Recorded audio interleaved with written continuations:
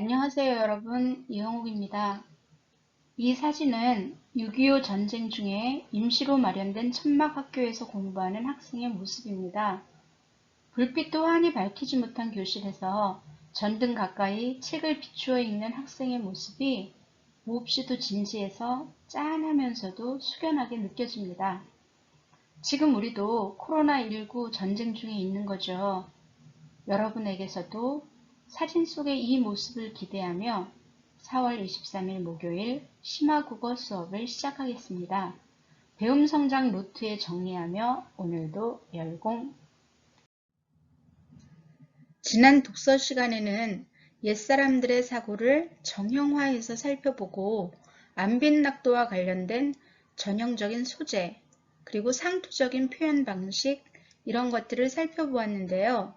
그 설명에 딱 맞아떨어지는 대표적인 작품이 정극인의 상춘곡이라는 가사입니다. 그런데 모두가 알다시피 인간이 그렇게 단순한 존재가 아니잖아요. 그리고 문학이라는 자체가 개성이 중시되는 행위이기 때문에 전형성만으로는 온전히 이해하기 어렵습니다. 수학처럼 공식에 대입하면 곧바로 정답이 나오는 게 아니라는 거죠. 그래서 이 시간에는 지난 시간에 만들었던 배경 지식을 조금 더 확장해 보도록 하겠습니다. 선택한 작품은 송순의 면왕정가입니다. 면왕정은 송순이 지은 정자의 이름이자 본인의 호이기도 합니다. 면은 내려다보다, 앙은 우러러보다 혹은 올려다보다 라는 뜻을 가진 한자예요. 이 정자는 제월봉 중턱에 용머리처럼 생긴 바위 위에 세워져서 넓은 평야와 강이 내려다 보이고 들판 너머 병풍처럼 늘어선 산들과 하늘이 올려다 보이는 곳입니다. 이곳에서 느끼는 한흥을 담은 것이 바로 면왕정가입니다. 오늘 우리는 면왕정가 전체를 다루지는 않고요. 전체 작품의 3분의 1 정도 앞부분은 생략하고 나머지 분량을 살펴보도록 하겠습니다. 생략된 앞의 내용은 외부의 시선으로 면왕정의 위치, 모습, 그리고 주변 환경 등을 그려내고 있어요. 지금 이 부분부터는 면왕정에서 바라다 본 자연의 모습, 이것을 그려내고 있는 거예요. 시작해 보도록 하겠습니다. 화자가 면왕정에서 보고 있는 것은 흰 구름입니다. 구름을 따라 화자의 시선이 이동하고 있는 거예요. 자, 이제 여러분의 상상력이 필요합니다. 상상력을 발동하며 잘 따라와 보세요. 흰 구름 부인 연하 푸른이 난 살람이라. 자, 하는 노을입니다. 해가 뜨거나 질 때 하늘빛이 붉게 변한 걸 노을이라고 하죠. 붉은 노을 위로 옅은 구름이 지나가면 안개가 낀 듯 몽환적인 느낌, 파스텔 톤의 색감으로 변하겠죠. 그것이 연하입니다. 자, 이제 산 쪽으로 시선을 돌려요. 푸른 산 아래에서 위로 구름이 피어오릅니다. 산 아지랑이 살람이에요. 천암 만학을 제 집을 삼아두고, 자, 암은 바위, 학은 계곡이죠. 천과 만이라는 한자는 많은, 온갖, 모든 이런 뜻을 가지고 있는 한자예요. 그래서 천암만학이라고 하는 건 산을 이루는 요소죠. 그래서 온 산이라는 의미입니다. 자, 구름이 온 산 이곳저곳에서 나왔다 들어갔다 마치 자기 집인 것처럼 이렇게 하고 있어요. 남영성 들명성 일해도 구는 지고. 자, 나면서 들면서 나다 들다 한자로는 출입이죠. 이래도 구는 지고. 자, 구는 지고 굴다, 이거는 짓궂게 굴다, 귀찮게 굴다 할 때의 굴다입니다. 그러니까 행동을 나타내는 말이에요. 그런데 이래는 현대어로 아양이라는 뜻이거든요. 그러니까 아양도 떠는 지고 아양도 떠는구나, 이렇게 얘기를 하는 거예요. 자, 그러면 도대체 무엇이 아양일까요? 구름이 왜 아양을 떤다고 표현했을까요? 자, 산자락 사이로 구름이 보였다, 안 보였다, 보였다, 안 보였다 이럴 거 아니에요. 그것이 마치 나에게 까꿍 이렇게 하는 것 같잖아요. 그걸 아양이라고 표현했습니다. 자, 오르거니 나리거니 구름이 위로 올라갔다가 아래로 내려왔다가 장공에 떠나거니 자, 높은 하늘에 떠다니다가 광야로 건너거니 자, 넓은 들판을 건너가다가 푸르락 불구락 여토락 짙어락 자, 푸른 하늘 붉은 노을 때에 따라서 구름빛이 푸르게도 붉게도 느껴집니다. 또 옅게 흩어졌다가 짙게 뭉쳤다가 이러죠. 자, 그러다가 사양 기우는 해 즉 저녁 석양 무렵이에요. 이 석양과 섞어지며 새우 가랑비까지 뿌리고 있어요. 자, 여기까지가 화자가 면왕정에서 바라본 흰 구름의 모습입니다. 그런데 여기에서 우리가 주목할 것은 왜 하필이면 화자가 이렇게 구름에 오랜 시선을 두고 있느냐는 것이죠. 자, 그것은 흰 구름이 지니는 상징성 때문입니다. 고전 시가에는 구름이 자주 등장하는데요. 자, 이것이 다양하게 표현된답니다. 그 중에 흰 구름, 대구는 대체로 유유자적 또는 무심을 상징합니다. 자, 유유자적은 그 어떤 것에도 얽매이지 않는 자유로움과 편안함, 이것을 뜻하고요. 무심은 욕심, 욕망 이런 것들을 버린 마음입니다. 자, 면왕정에 앉아서 떠가는 흰 구름을 바라보며 화자는 자신과 그 구름을 동일시하고 있는 건지도 모르겠어요. 자, 구름에 대해서 마저 살펴보겠습니다. 푸른 구름 청우는 높은 지위나 벼슬, 입신양명을 상징합니다. 자, 또 구름이 해를 가리는 설정이 등장하기도 하는데요. 고전 시가에서 온 세상을 비추고 어둠을 밝히는 하늘의 해나 다른 임금을 상징합니다. 그러니까 그런 해를 가리는 구름은 임금의 은혜, 임금의 은총, 이것을 가로막는 간신배를 의미하게 되죠. 자, 먹구름이 등장하는 때도 있어요. 자, 이것은 눈이나 비를 몰고 오죠. 따라서 먹구름 하면 암울한 시대, 부정적인 현실 이런 것들을 나타낼 때 소재로 사용합니다.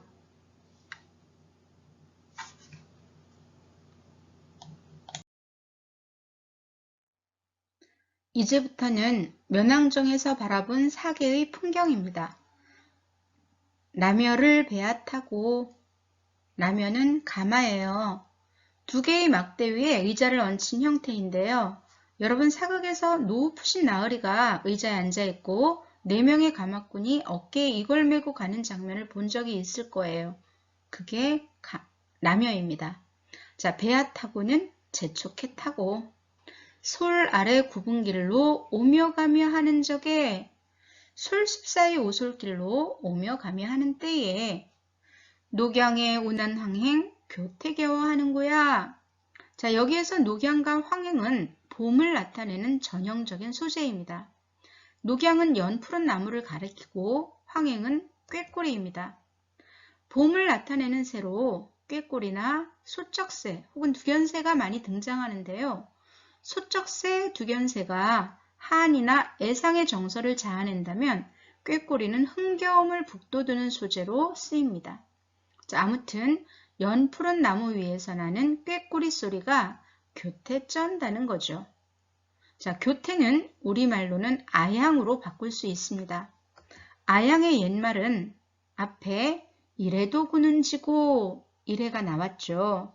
자, 정철은 송미인국에서 이래야 교태야 어지러이 굴었던지 하고 노래하고 있거든요. 자, 그러니까 일해, 이래 이렇게 표기가 다르다는 거예요. 자, 이처럼 우리의 옛 시간은 입말을 글로 쓴 것이기 때문에 사람마다 표기가 다를 수 있다는 것 염두에 두어야 합니다. 자, 여기까지가 면왕정에서의 봄의 한흥을 노래한 부분입니다. 자, 나못에 자자지어 수음이 열린 적에 나무는 나무, 새는 하늘의 버드가 아니고 사이라는 단어입니다. 자, 나무 사이가 잦아졌대요. 빽빽하고 촘촘해졌다는 거죠. 그리고 수음이 어렸다는 것은 나뭇잎색이 짙푸르고 나무 그늘이 생겼다는 것입니다. 자, 수음과 유사한 표현이 녹음입니다. 녹음은 녹양과 대비되는 말로 녹양이 연푸름을 나타낸다면 녹음은 짙푸름을 나타내는 말입니다. 그래서 봄은 녹양, 여름은 녹음이라는 말로 계절을 대신하는 경우가 많습니다. 백청난간에 긴 졸음 내어편이, 자, 백청난간은 면왕정을 말하는 거죠. 높이 솟은 용머리 바위 위에 면왕정이 세워져 있잖아요. 자, 여기에서 나른하게 졸고 있대요. 수면 양풍이야 그칠 줄 모르는가? 자, 수면은 면왕정에서 내려다보면 넓은 들판과 강이 보인다고 했죠. 그 강에서 양풍, 시원한 바람이 그치지 않고 불어온답니다. 자, 정리하면 면왕정에서 짙푸른 나무 아래 시원한 강바람을 맞으며 화자가 나른하게 졸고 있는 장면이에요. 화자가 느끼는 면왕정에서의 여름 한정입니다.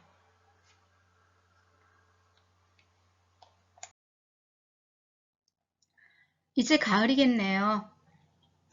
진설이 빠진 후에 산빛이 금수로다. 자, 진설이는 된설이가 빠지고 가을이 깊어졌습니다. 산 빛깔이 알록달록 수놓은 비단 금수가 되었대요. 자, 금수의 원관념이 무엇일까요? 네, 맞습니다. 단풍이에요. 자, 황후는 또 어찌 만경에 편 거지요? 황후는 누런 구름이라는 말이잖아요. 그런데 실제 그런 구름은 없어요. 이것은 가을 들녘을 빗댄 표현입니다. 넓은 들판에 벼가 누렇게 익어가는데 바람이라도 불라치면 이것이 이리저리 황금 물결을 만들어냅니다. 이것이 만경황운입니다. 면왕정에서는 강도 보이죠. 자, 그래서 어적도 흥을 개워 달을 따라 분이 난다. 자, 달밤에는 그곳에서 물고기를 낚는 어부의 피리 소리가 들려요. 몹시 흥겹게 들립니다. 자, 단풍 든 산의 아름다움, 그리고 풍요로운 가을의 분위기, 이것을 담아낸 면왕정과 가을 한흥 부분입니다. 겨울이 되었습니다. 초목 다진 후에 강산이 매몰커니, 낙엽이 지고 강산이 매몰, 파묻혔대요. 자, 무엇이에요? 눈과 얼음, 빙설이에요. 조물리 헌사하야 빙설로 꾸며내니, 자, 조물은 하늘입니다. 창조주죠. 헌사하다는 이 말은 현대어로 요란하다, 야단스럽다 이렇게 풀이하는데요. 그걸로는 의미와 느낌을 살릴 수 없는 듯합니다.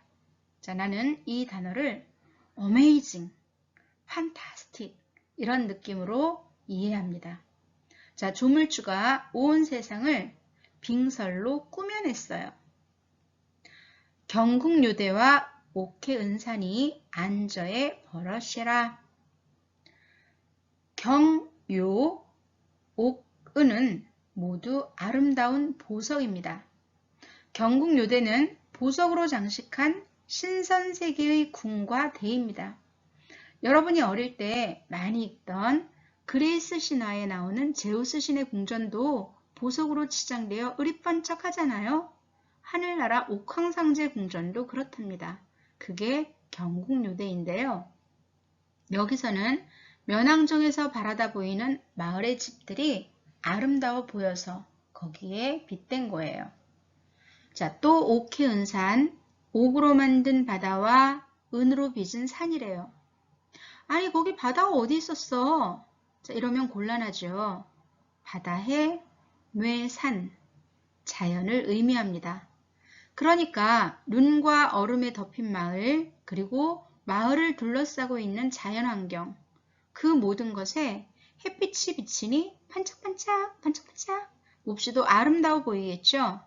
자, 면왕정에 앉은 내 눈 아래 안저에 그 장면이 펼쳐져 있습니다. 와우! 건곤도 감열샤. 자, 천지가 풍성하구나. 이런 말인데요. 건고는 천지의 다른 표현이에요. 자, 그런데 왜 풍성하다고 하나요? 이유는 간데마다 경이기 때문입니다.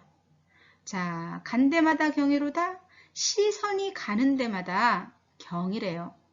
경은 경치를 나타내는데요. 고전 시가에서 경이라는 단어는 눈에 보이는 모든 걸 말하는 게 아니라 볼거리, 볼만한 가치가 있는 것, 이것을 의미한답니다. 자, 이제 겨울의 한정도 끝났습니다. 자, 혹시 여러분 중에 한흥, 한정, 이 단어가 구분되어 쓰인 것으로 오해하는 사람이 있을까봐 덧붙입니다.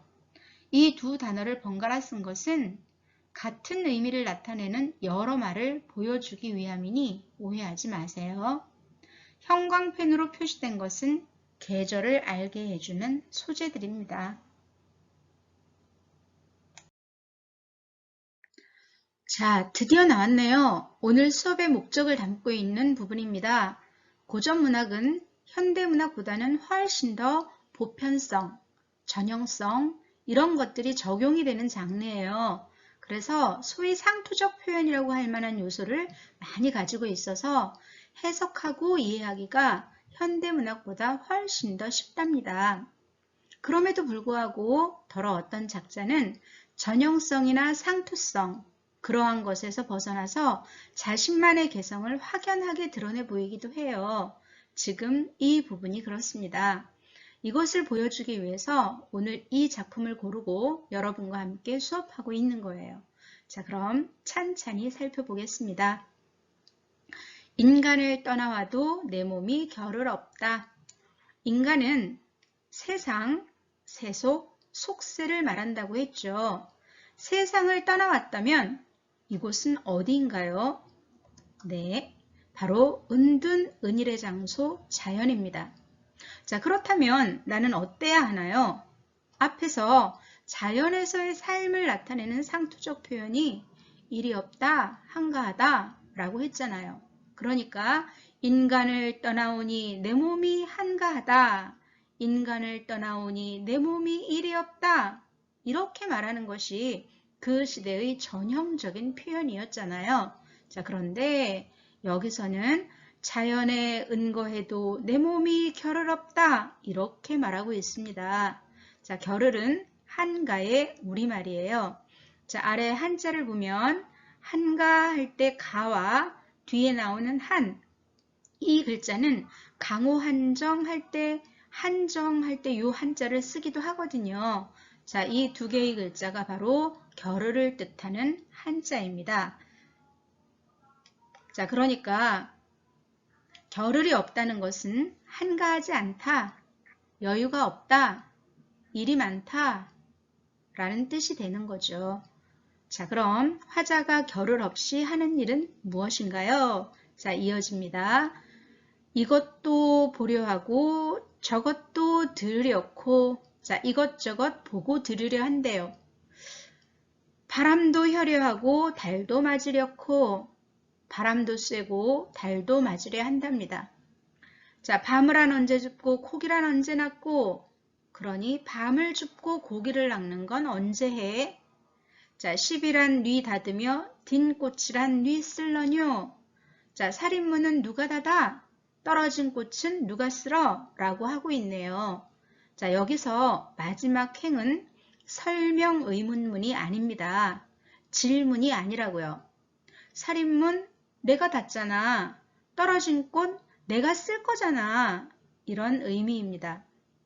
결국 화자의 일은 구름, 노을, 산, 꽃 이런 것들 보고 새소리, 계곡물소리 이런 거 듣고, 즉 자연을 완상하는 것과 바람쐬기, 달맞이, 밤죽기, 낚시질, 살인문 닫기, 꽃잎 쓸기 였네요. 자, 그런데 보세요. 이런 게 다 뭔가요? 세속과는 거리를 둔 은일지사의 유유자적한 삶의 모습이잖아요. 그러니까 그 시대의 시가문에서 통상 이야기하는 강호 한정의 모습이잖아요. 정리하면 이렇습니다. 조선시대 사대부의 시가문학에서는 벼슬을 버린 삶을 표현할 때 관습적으로 일이 없다, 한가하다 라고 하는데 이때의 일과 한가의 의미는 추상적 관념입니다. 그런데 지금 송수는 일과 한가하다라는 단어의 의미를 일상에서 쓰는 구체적 행위의 의미로 사용하고 있는 것이죠. 그러니 참신하고 개성이 있습니다. 자, 여기서 한 가지 설명 더 덧붙일게요. 아까 마지막 행위 질문이 아니라고 했는데요. 그 근거는 이것입니다. 시비는 우리말로 살인문이에요. 나뭇가지를 얼기설기 엮어 만든 문입니다. 부귀영화를 누리는 사람들의 집 대문이 이런 문일 리 없죠. 그들의 집은 소슬대문이 달렸거나 아니면 붉은색 칠을 한 주문이 달려 있을 것입니다. 자, 살인문, 즉 시비는 초가집 문입니다. 그러니까 굳이 띠집이다, 초가다, 추려다 이런 표현을 하지 않아도 시비가 그것을 대신 말해주는 거죠.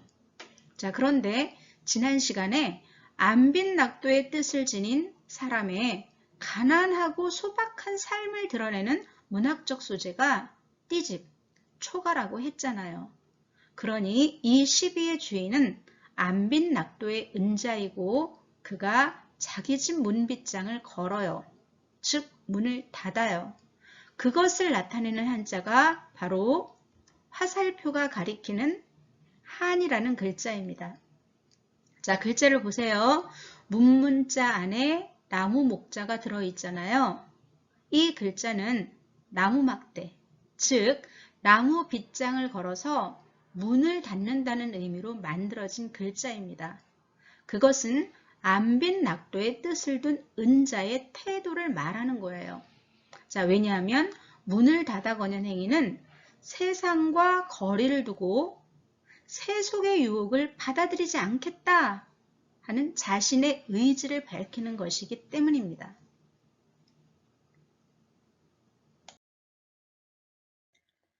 아침이 나쁘거니 나조해라 스를 쏘냐.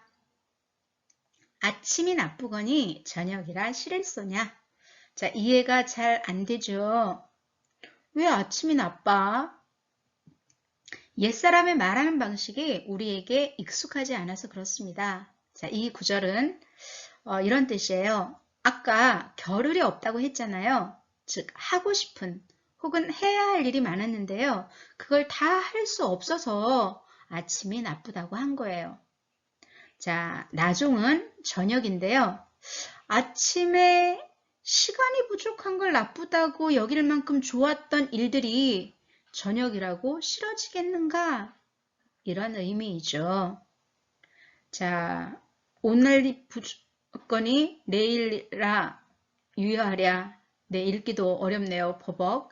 자, 유난히 이 작품은 이렇게 거듭적기, 중철의 방식이 많이 보이는군요.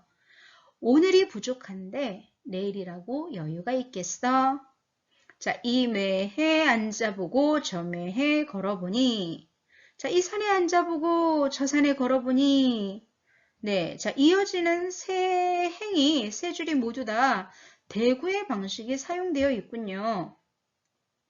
자, 함께 수업하면서 고전문학 공부하면서 표현 방법을 많이 구절마다 설명하지는 않을 거예요. 자, 그것은 여러분이 공부를 할 때 하나의 구절을 보면서 여기에는 무슨 법이 쓰였어? 이렇게 공부하는 건 옳지 않아요. 그거는 쓸데없는 일이에요. 자, 여러분이 먼저 알아야 하는 것은 표현 방식이 갖는 의미예요. 지식이고 정보입니다. 자, 대구라고 하는 것은 구절의 짜임이 대응을 이루는 걸 대구, 표현 방법으로 대구법 이렇게 얘기하잖아요. 자, 대구를 이룬다라고 말하려면 일단 문장 성분이 똑같아야 돼요. 자, 아침이 나쁘거니 추워 서술어. 나중해라 스를 쏘냐 주어 서술어. 그러니까 앞구절 주어 서술어, 뒷구절 주어 서술어. 그러니까 구절의 짜임이 대응을 이루는 대구라고 말하는 거예요.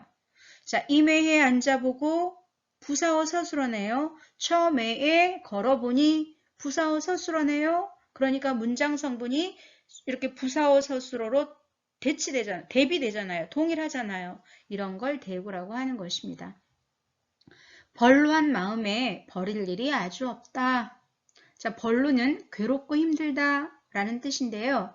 지금 화자의 마음이 괴롭고 힘든 것은 무엇 때문인가요? 자, 앞에서 이것도 봐야 하고 저것도 들어야 하고 바람도 쐬야 하고 달도 맞아야 하고 밤도 주어야 하고 고기도 낚아야 되고 씨도 닫아야 되고 꽃잎도 쓸어야 하는데 시간이 부족하기 때문이잖아요. 그러니 벌루한 마음은 곧 강호한정입니다. 자, 그 강호한정하는 그 생활에 버릴 것이, 그러니까 포기해도 좋은 것, 아무것도 없다는 거예요. 자, 쉴 사이 없거든 길이나 전하리야. 자, 많은 자료들에서 이 구절을 쉴 사이가 없는데 길이나마 전할 수 있겠는가? 즉, 바빠서 길 전할 시간이 없어 라는 의미로 좀 이상하게 해석을 하더라고요. 자, 그렇게 해석하면 그 뒤에 나오는 구절 청려장이 무뎌져 간다, 지팡이가 다 달아간다 하는 구절과 호응이 되지 않습니다. 청려장은 길을 갈 때 의지에 짚고 다니는 것이고 옛날의 길은 오늘날처럼 포장해서 만들어 놓은 게 아니라 많은 사람들이 밟고 지나다님으로써 유지되는 것입니다. 자, 비록 지금은 길일지라도 아무도 이 길을 걷지 않으면 시간이 지나면서 길은 저절로 사라지게 됩니다. 자, 오늘날 산의 등산로를 생각하면 여러분 이해가 빠를 것입니다. 자, 각설 본론으로 돌아오겠습니다. 자, 나는 이 구절을 쉴 사이 없으니 길이나 전해야지 로 이해합니다. 자, 이 구절은 안빈낙도의 도라는 한자가 도리의 뜻뿐 아니라 길이라는 뜻도 가지고 있음에 착안한 것입니다. 자, 쉴 새 없이 겨를 없이 살고 있는 화자의 삶은 안빈낙도 풍류의 삶입니다. 자, 이러한 삶은 예로부터 훌륭한 뜻을 지닌 성현의 삶이었으며 조선시대 양반 사대부가 앙망, 우러러 바라던 삶입니다. 화자는 자신이 옛 성현의 이러한 삶을 이어 삶으로써 후대에도 안빈낙도의 정신이 이어지게 하는, 말하자면 중간 다리의 역할을 하겠노라 다짐하고 있는 것입니다. 자, 송순과 동시대에 살았던 이황이 지은 도산 12국의 언학 제3수를 보면 고인도 날 못 보고 나도 고인 못 배. 고인을 못 빼도 여덩길 앞에 있네. 여덩길 앞에 있으니 아니냐고 어떨꼬 라고 노래합니다. 자, 여기서 고인은 옛 성현이고 고인인 여덩길, 즉 고인이 걸어간 길은 성현의 삶을 의미합니다. 자, 그러니까 화자는 청려장이 무디어져 가도록, 즉 명아주 지팡이가 다 닳도록 성현이 살아간 길을 따라 걸어가고 있다고 말하는 것입니다.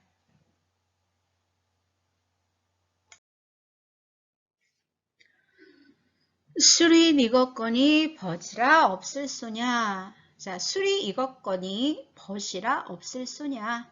벗과 함께 술을 마십니다. 불리며 타이며 혀이며 이하며 피리를 불다 검은고를 타다 해금을 켜다 라고 우리가 표현하죠. 자, 불다, 타다. 여기 혀다라고 되어 있는 것은 켜다의 사투리예요. 자, 켜다. 이 모두 악기 연주와 관련 있는 단어네요. 자, 그것의 사동형입니다. 즉 악기를 연주하라고 시키고 있는 거예요. 자, 이하며 이것은 모르겠어요. 하지만 불다 타다 켜다가 나온 것으로 보아 역시 뭐 악기의 연주, 음악과 관련이 있는 단어라고 짐작할 수 있겠습니다. 자, 아무튼 악기를 연주하게 하고 이를 즐깁니다. 온가짓 소리로 취흥을 배하거니.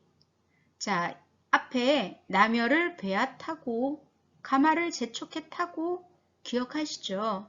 그러니까 악기 연주 소리로 취흥을 재촉하거니 이런 얘기입니다. 즉 취흥을 북돋는다는 의미이겠죠. 근심이라 이시며 실함이라 붙어시랴. 자, 이렇게 취흥을 북돋우고 흥겹게 있으니 근심 걱정이 붙어 있겠어요? 아무런 근심, 아무런 걱정 없다는 의미입니다. 자, 누우락 앉으락 구부락 처치락. 누웠다가 앉았다가 굽혔다가 젖혔다가. 자, 반듯하게 정좌해 있는 것이 아니라 편안하고 자유로운 모습으로 있어요. 을프락 파람하락. 자, 읊고 파람, 휘파람을 불고 노회로 노거니. 자, 논답니다. 앞에 노회로는 무슨 의미인지 정확하게 알 수 없는데요. 짐작컨대 문맥상 마음껏, 마음대로 이런 의미가 아닐까 싶습니다. 자, 천지도 넓고 넓고 일월도 한가하다. 복잡한 도시를 떠나 시야가 확 트인 전원에 여러분이 있는 모습을 상상해 보세요. 자, 여기는 면왕정입니다. 아래로 위로 수많은 볼거리가 펼쳐집니다. 그러니 천지가 넓게 넓게 느껴지겠죠. 그리고 1월은 한가하다고 했네요. 자, 이 표현에 주목하세요. 어떻게 1월 해와 달, 자연이 한가할 수 있습니까? 이것은 감정이입의 표현입니다. 1월을 바라보는 화자의 마음이 한가한 것, 즉 한흥을 느끼는 것을 마치 자연이 그런 것처럼 의인화해서 표현한 것이죠. 자, 이 장을 조금 더 깊이 있게 살펴보겠습니다. 자, 이 장은 풍류의 장면을 그려내고 있는데요. 풍류란 자연에 묻혀 유유자적하며 한가하게 신선처럼 사는 것이라고 말할 수 있습니다. 자, 그런데 지난 독서 시간에 풍류의 삶에 필수적인 3가지 요소가 있다고 그랬어요. 바로 시, 금, 주 말입니다. 자, 지금 이 장에 그 요소가 다 들어있어요. 자, 우선 을프락, 파람하락. 네, 시가 되겠죠. 불내며 타이며 혀이며 이하며. 네, 악기를 연주합니다. 금에 해당하겠죠.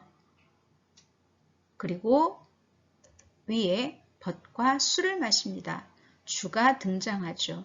이 시금주가 바로 풍류의 삶을 살아가는 모습을 보여주고 있는 것이에요.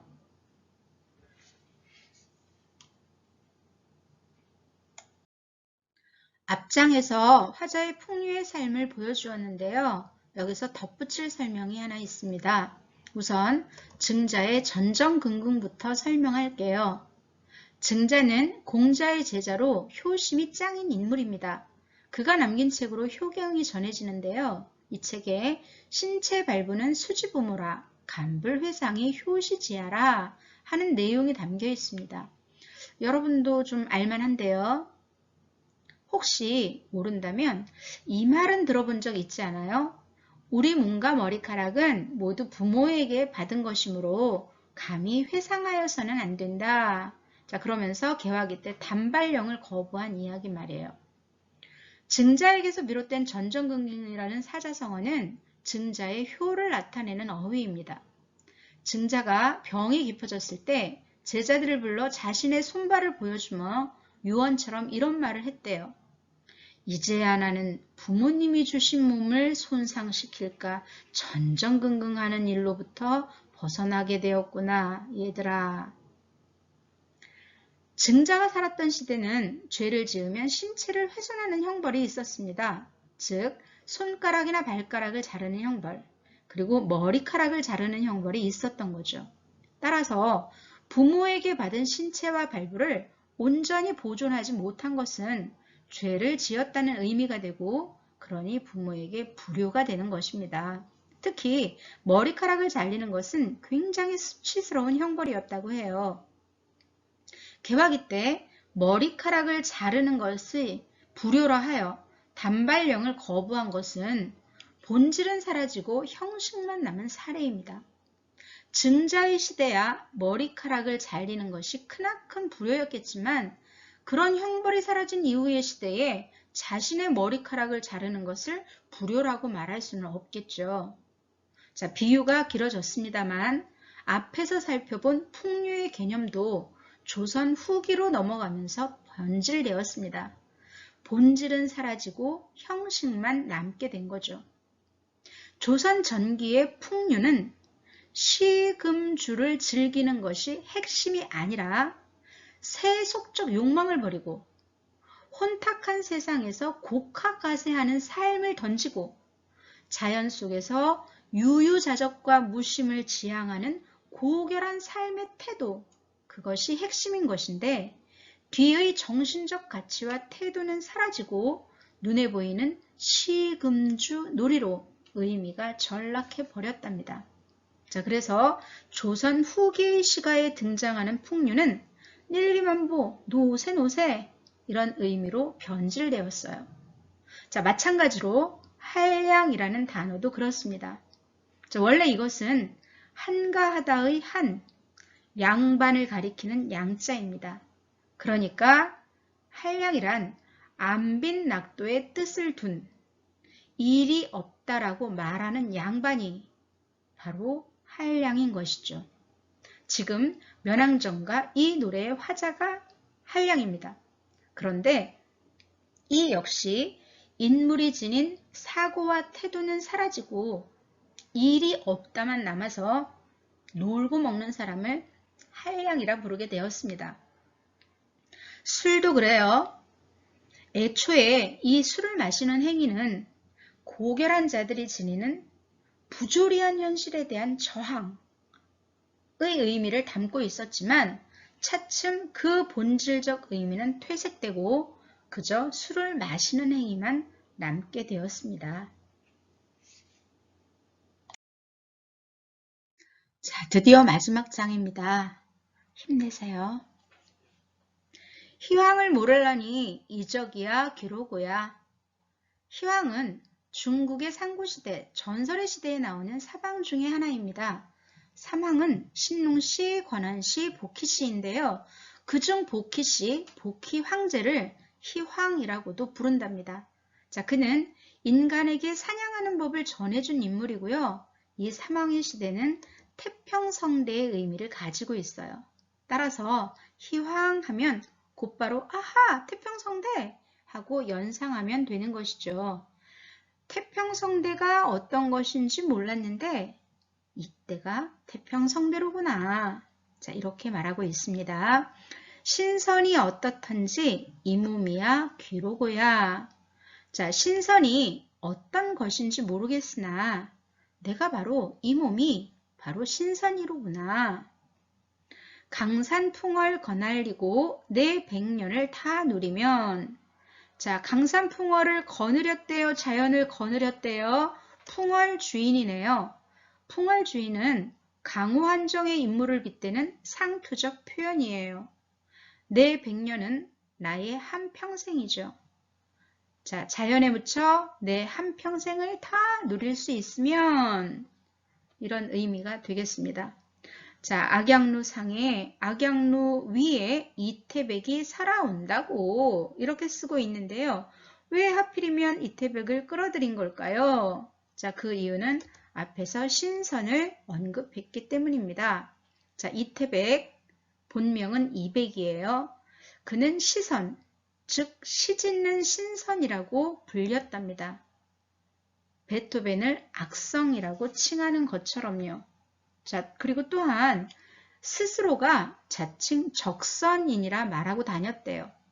적선은 귀양온 신선인데 적선인이라고 했으니 하늘나라 신선이 귀양 와서 지구인이 되었다는 말이겠죠. 자, 참 재밌게 놀았네요. 자, 아무튼 이 200이 중국 호남성 동정 후반에 있는 유명한 전망대 악양루에 올라 주변 경치의 아름다움을 읊은 시가 있어요. 등 악양루. 해석하자면 악양루에 올라 라는 시입니다. 자, 그러니까 면왕정에 올라 면왕정가를 부르는 자신을 악양루에 올라 등 악양루를 부른 200에 견주고 있는 거죠. 200이 호탕한 인물로 이름난 사람이지만 나 또한 그에 못지않다 라고 말하고 있는 거예요. 자, 호탕의 원말은 호호탕탕입니다. 그 뜻은 무편무당과 관련이 있습니다. 무편, 어느 쪽으로도 치우치지 않고 무당, 무리를 형성하지도 않고. 자, 지난 시간에 새 속의 을씨들은 파당 이루기를 즐긴다고 했잖아요. 그것을 옳지 않게 여겨서 떠나온 이 노래의 화자는 그러니까 감님인 것입니다. 정회는 마음에 품은 뜻이라는 말이에요. 자, 이 몸이 이런 굼도 역군은이셨다. 이렇게 지내는 건 역시 임금의 은혜입니다. 자, 이 마지막 구절은 충에 기반을 둔 사대부 정신을 드러내 보이고 있습니다. 자, 지난 시간에는 이것을 관료적 기상이라고 말했던 것이죠. 자, 이제 면왕정가가 끝이 났습니다.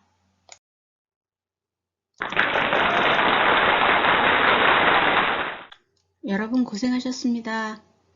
큰 고개를 넘었네요. 유익한 시간이 되었기를 간절히 소망합니다. 자, 잠시 쉬고 6교시에 만나요.